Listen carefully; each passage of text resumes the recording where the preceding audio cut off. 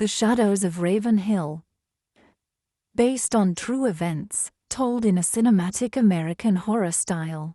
It was a cold October evening in 1998 when four best friends, Jessica, Emily, Rachel, and Samantha, headed to a forgotten cabin near Raven Hill, a forested region in upstate New York known for missing hikers and ancient folklore.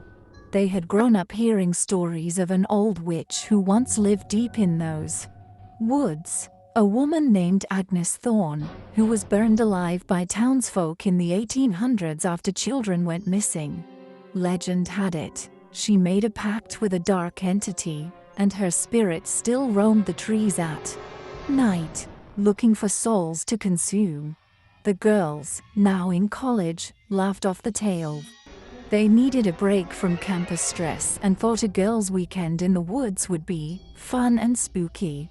They had no idea what they were walking into. Night 1. As they arrived at the cabin, it was already dusk. The place looked ancient. Black moss on the walls, wind chimes made of bones, and strange symbols carved into the wooden door frame. Samantha, always the brave one, joked, "Looks like a horror movie set." Perfect. Inside, the cabin was freezing, even though the fireplace worked fine. Emily, the most spiritual of them, felt uneasy the moment she stepped in. "Guys, it's not just old in here. It's wrong." They laughed, drank wine, played cards, but the night was disturbed by scratching on the windows. Rachel went outside to check, thinking it was a raccoon. She never came back. They searched with flashlights, calling her name. Just at the edge of the woods, Jessica found a scrap of Rachel's hoodie, torn and soaked in something dark. Then a sound echoed through the trees, a whisper, almost like a woman humming a lullaby. They returned to the cabin, terrified. Jessica dialed 911, but the signal was dead. Emily, pale and trembling, said she saw something in the woods. It looked like her but not her. Her eyes were black. She was smiling with blood on her face. No one slept that night. It was the summer of 1998 when four best friends, Emily, Jessica, Rachel, and Brittany, decided to go camping in the remote woods of Hollow Creek, West Virginia. The place had a reputation among the locals. Old men at the gas station would whisper warnings, and some even refused to sell them supplies once they heard where they were going. But the girls laughed it off. They were young, fearless, and didn't believe in ghost stories. They arrived just before dusk. The forest was eerily quiet, the sky painted orange and violet. They set up camp near a shallow stream. Emily took pictures with her Polaroid. Jessica tried to light the fire. Rachel went to collect wood, and Brittany danced barefoot in the grass, blasting music from a tiny speaker. Everything felt alive, wild, fun.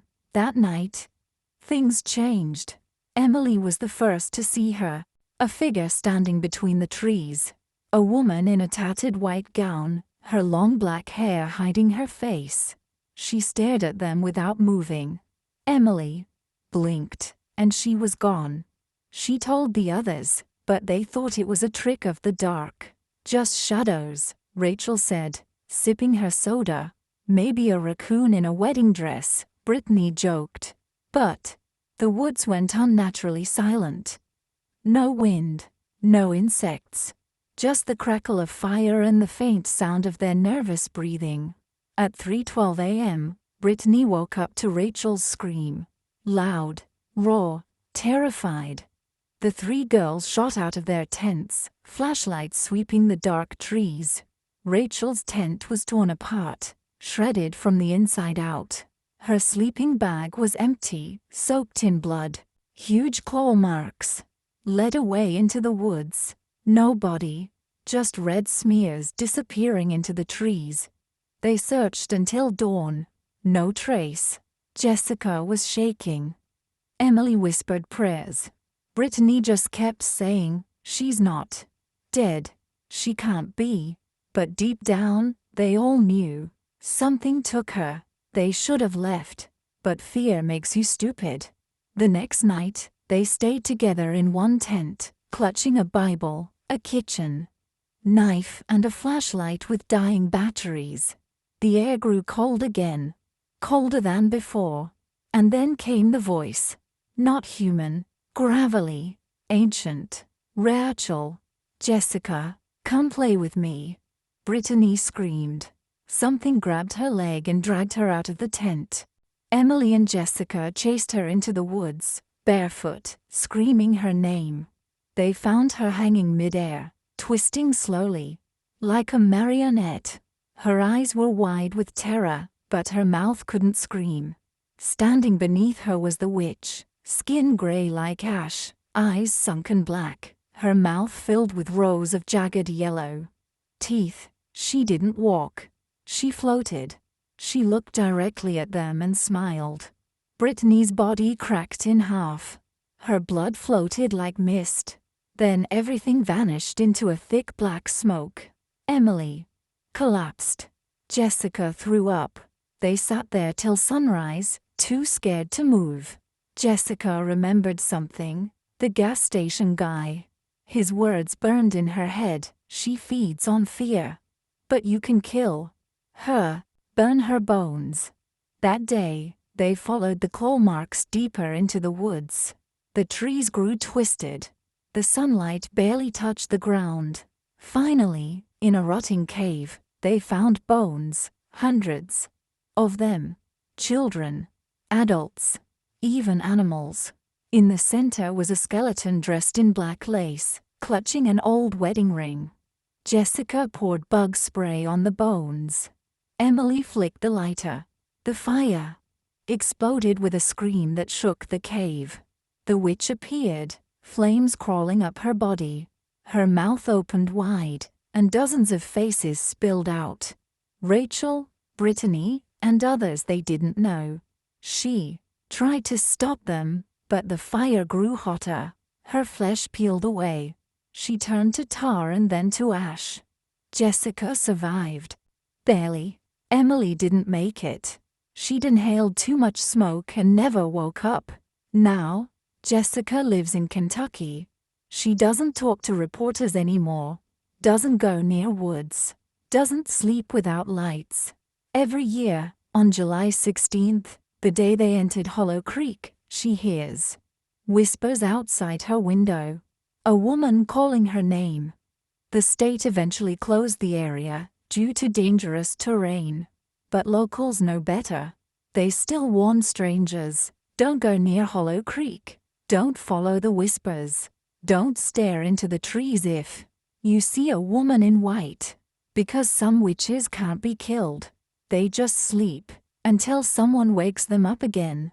This story is based on real interviews, local records, and a survivor's testimony. Names have been changed. Hollow Creek remains restricted to the public. The true, terrifying story of Ravenhill. Ravenhill was a quiet little town tucked away near the edge of New York's deep forests. The kind of place where legends don't just live, they linger. Among its oldest stories was one that sent chills down the spine of every child raised there. The tale of Magra, a witch who once lived deep within the woods and made a deal with something far darker than death itself. She had sacrificed her own children to the devil during the eclipse of 1803. Some said she was cursed to roam the woods forever, bound to darkness, feeding on souls to preserve her power. Her name had faded into whispers, but those who listened closely knew Magra never left.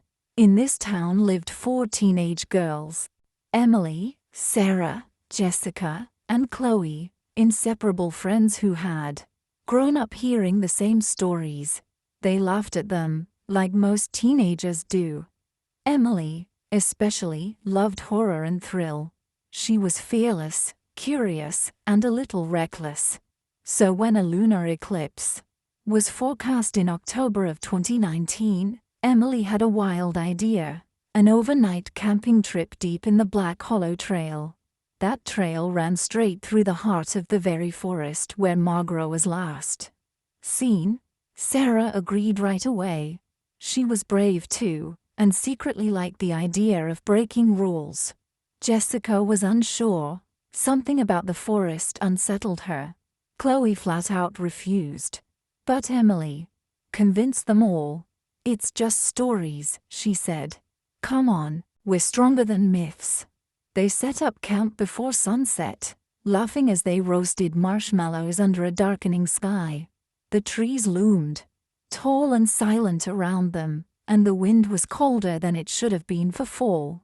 As night took over, a strange hush fell across the woods. Even the insects stopped chirping. They tried to ignore it, passing around ghost stories and taking selfies. But Chloe kept looking over her shoulder. And even Emily had to admit, it felt like they were being watched. Then came the footsteps, slow, soft, like someone barefoot was walking through the leaves. Sarah shone her flashlight, but saw nothing. Jessica insisted she'd seen a shadow move behind a tree. "It's probably a raccoon," Emily laughed, trying to keep everyone calm. But at 2:08 a.m., Jessica was gone. No scream, no sound, just gone. When Chloe unzipped the tent to check on her, there was no one outside, just a smear of blood on the ground, and a long trail of prints, bare feet, leading away into the woods. Panic set in. Chloe was sobbing. Sarah was shaking. Emily grabbed a flashlight and took charge. "We're finding her, now." They followed the trail deep into Black Hollow, until they reached a wide clearing of twisted, dead trees. In the middle, hanging upside down from a gnarled branch, was Jessica. Her mouth was open. Her eyes were rolled back. Her hair hung down like vines soaked in blood. Carved into the bark in dripping red were the words, "One down, 2 to go." Chloe screamed. Sarah turned to run, but before she could move, something darted past them in the dark. A black blur, a burst of rotten wind. And then Chloe was yanked by her hair into the trees, kicking, screaming, begging, her voice fading into nothing. Emily stood paralyzed, heart racing, trying to figure out what just happened. She turned to Sarah, but Sarah was gone too. Silence wrapped around her like a cold noose. The fire in her chest turned to ice. Then she saw it. Standing among the trees, eyes glowing like coals, was Margaret. Her face was half rotted, jaw hanging unnaturally, as if her skull had been shattered and never healed. Right. Her hair was long, black, moving like snakes. Her fingers, or claws, dripped black sludge. But worst was her grin. It was too wide, too broken, and yet too satisfied. She didn't speak. She just laughed, a low, rasping, choking laugh, like wind through a corpse's throat. Emily ran. She didn't look back. She didn't breathe. She ran until her lungs burned and her legs gave out near the camp. But even then, she didn't stop. She grabbed the bottle of lighter fluid from the pack, splashed it in a circle, and waited with a lighter in her hand. The woods were dead silent. Not even wind dared whisper.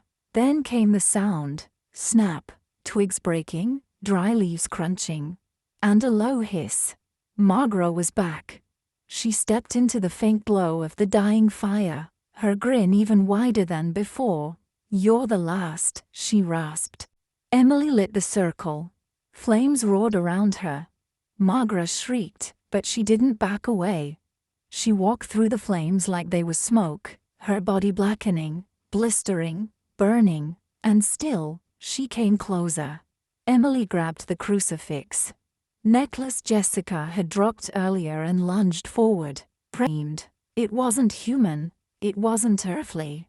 It was a sound that shook the air and split the trees. Her eyes exploded. Her skin turned to ash. Her body caved in on itself like dry paper. And just like that, she was gone. The forest went quiet. At sunrise, Emily was found on the side of their road, covered in soot, trembling, and bloodied. She told the police everything. They called her insane, until search teams found the clearing. Jessica's corpse still hung from the tree. Chloe's half-burned body was wrapped in vines. And Sarah was never found. The media called it a tragic camping accident. Locals called it a cursed place. Emily never spoke about it again. She moved across the country, changed her name, tried to start over. But every year, on the night of the lunar eclipse, she wakes up at exactly 3:33 a.m., drenched in sweat, and hears that same voice in the dark. One left. So if you ever find yourself near Ravenhill, if you hear laughter coming from the woods at night, if the wind suddenly turns cold and the trees go silent, don't go looking, don't investigate. And whatever you do, don't answer when she calls your name. Because Margaret's not gone. She's waiting. Emily, Jessica, Rachel, Samantha, and Brittany planned a weekend trip to an old cabin deep in the woods of Black Hollow, Pennsylvania. They had just graduated high school and wanted one last wild adventure before life pulled them in different directions. The Airbnb listing was cheap, secluded, and surrounded by nothing but dense trees. It seemed perfect. From the moment they arrived, something felt wrong. The air was damp, heavy. The cabin looked older than it did in the photos. Weather-beaten wood, broken porch steps, and windows that seemed almost too dark, like something was watching from behind. Still, the girls laughed it off. They were fearless, or at least they thought they were. That evening, as they explored the property, Samantha found something buried beneath a loose plank. Behind the cabin, an old porcelain doll head, its eyes cracked and mouth chipped. Creepy. Brittany laughed, tossing it aside. But Emily froze. Her skin turned pale, and she whispered, "Don't touch. Rit, please, don't touch that." None of them listened. They partied that night. Music, drinks, and stories under a sky full of stars. At midnight, the temperature dropped suddenly. The fire died, though. It had been burning strong seconds before. The forest became completely silent. No wind, no crickets. Just a cold emptiness. And then the whispers started. Jessica heard her name in the hallway. Jessica.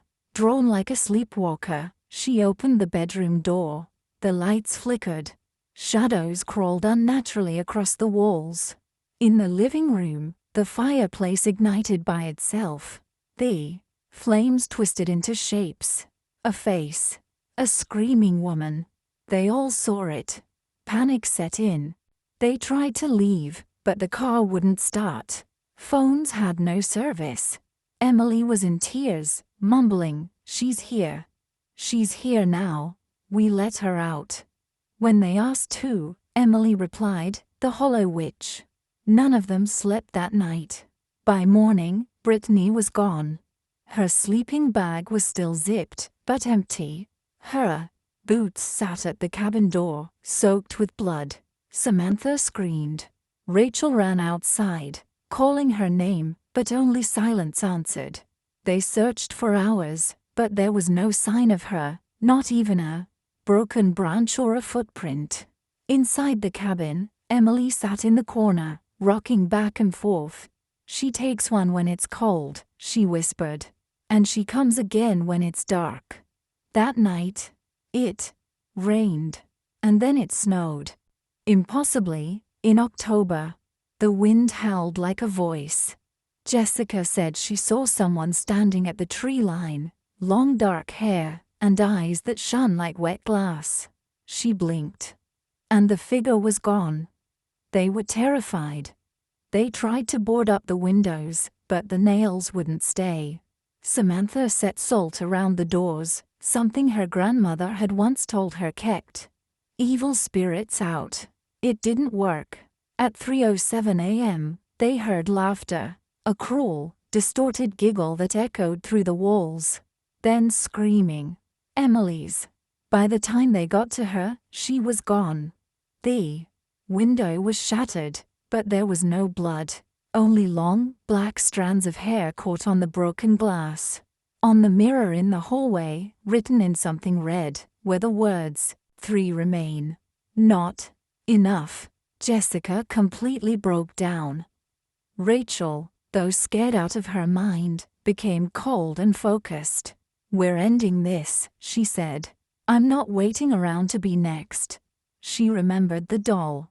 She remembered the name the Hollow Witch, an old legend from the 1800s about a woman accused of witchcraft, burned alive near Black Hollow Creek. They said she cursed the land, vowing to return through mirrors and children's toys. Rachel destroyed the doll with a hammer, but the whispering didn't stop. That night, Samantha saw Emily in the mirror. Bloody, eyes white, mouth wide open. "She's inside me," the reflection whispered. Samantha smashed the mirror. Crying, Rachel made a plan. She drew a salt circle, soaked the cabin in gasoline, and told the others they had to bait the witch into revealing herself. Rachel would go into the woods with the dolls' remains, what little was left, and lure the witch out. Jessica and Samantha waited in the car with the doors locked. They prayed. Hours passed. Then the screams came. The woods lit up like daylight has. The cabin burst into flames. Smoke curled into the sky like black fingers. Jessica ran toward it. Samantha screamed for her to stop. And then they saw her, not Rachel, the witch, tall, floating. Her limbs twisted and eyes glowing. She turned to them and opened her mouth wide, far wider than humanly possible. But Rachel appeared behind her, holding a burning cross made from cabin wood. She screamed. Now, the witch turned, shrieked, and lunged. Rachel stabbed the burning cross through her chest. The witch burst into white fire, and her scream split the night like thunder. The forest shook, and then it was over. When morning came, they found Rachel on the ground, barely breathing.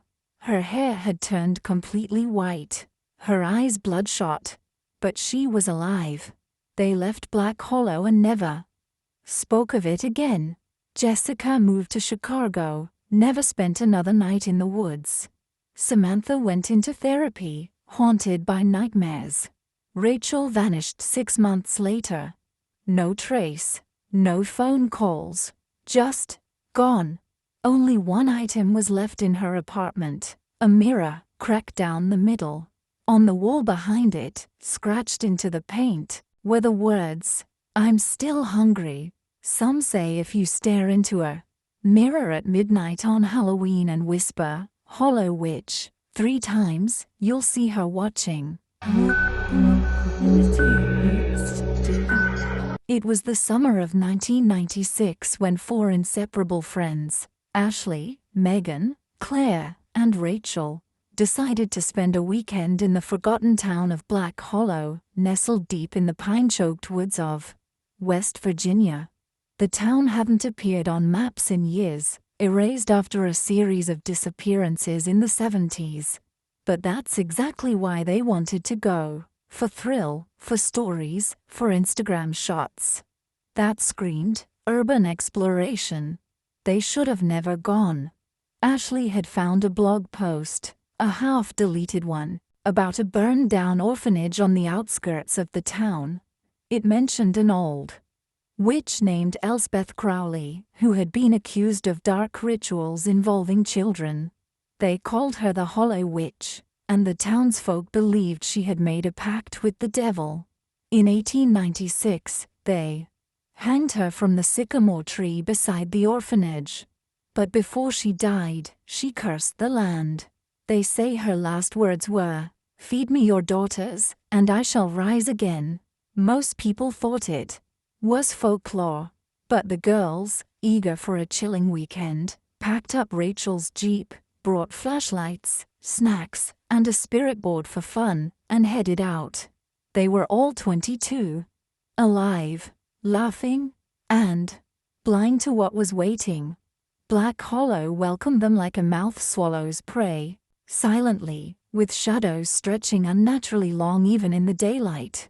The roads twisted in ways the GPS couldn't understand. They lost signal 5 miles before the town limits. When they reached the orphanage, the air turned still, like the world had stopped breathing.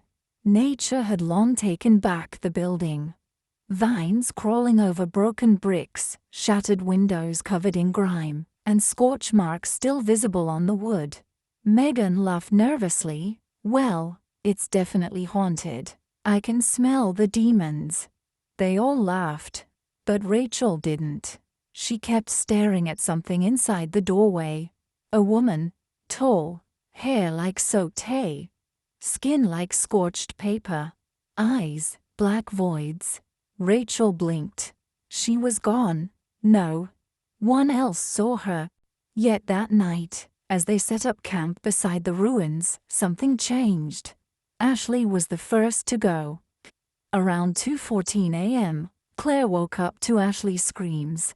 The tent had been torn from one side, clawed open like a wild animal had raked through it. Ashley wasn't there. Her flashlight was still on, her sleeping bag still warm, but her phone was still recording. Claire played the video. The screen flickered. Static. Then Ashley's voice, whispering, "Who's there?" Then, growling.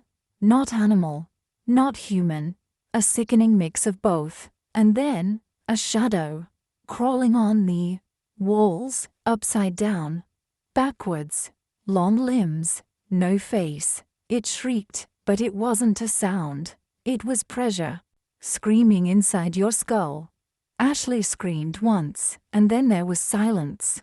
A crack, like bone snapping in half. They found her body hanging from the sycamore tree, twisted into a spiral.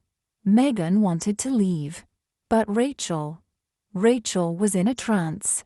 She kept mumbling, "She's awake. She's awake." They tried dragging Rachel back to the car, but the woods around them seemed to shift. What was once a clear trail now circled them endlessly. Time fractured. Night didn't end. And then Megan vanished. One moment, she was beside Claire, clutching her arm. The next, she was gone. And then came the whispering, Megan's voice calling for help, from inside the orphanage. Claire broke. She couldn't leave her friend. She charged in, heart pounding, flashlight flickering. The walls of the orphanage stretched as if they were breathing. Rotting faces of children appeared in the peeling paint. And then, she saw Megan, suspended in midair. Eyes gouged out, mouth sewn shut with human hair. Her fingers were twitching in some strange rhythm, like she was casting something, or warning. Rachel was already inside, kneeling in a pool of black water, chanting in tongues. Her eyes were pitch black. The witch had her, possessed her. Claire screamed her name. Rachel smiled, slowly, unnaturally. She promised me I could stay if I fed her 3 hearts. Claire ran, but the witch followed, not with footsteps, with shadows, whispering Claire's name, promising her visions, offering her Ashley, Megan, everything back. Just one more heart. But Claire wasn't like the others. She ran straight for the sycamore tree, the place where the witch had been hanged, the source of it all. She remembered the blog post had said, "She can only live as long as her grave remains cursed. Break the curse with fire and blood." Claire doused the roots with gasoline from the Jeep. She sliced her palm, let her blood fall on the bark, and set it ablaze.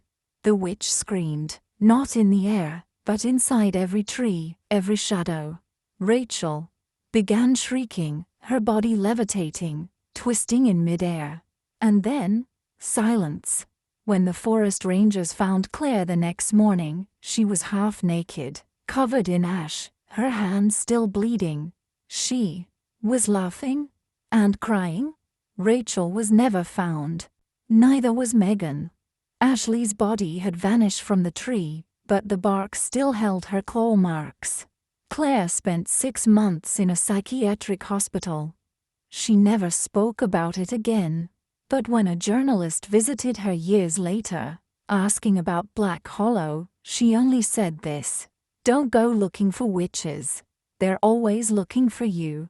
This story is based on survivor testimony and local records from West Virginia law enforcement archives, though most officials have since denied the events at Black Hollow ever occurred. The town remains off maps.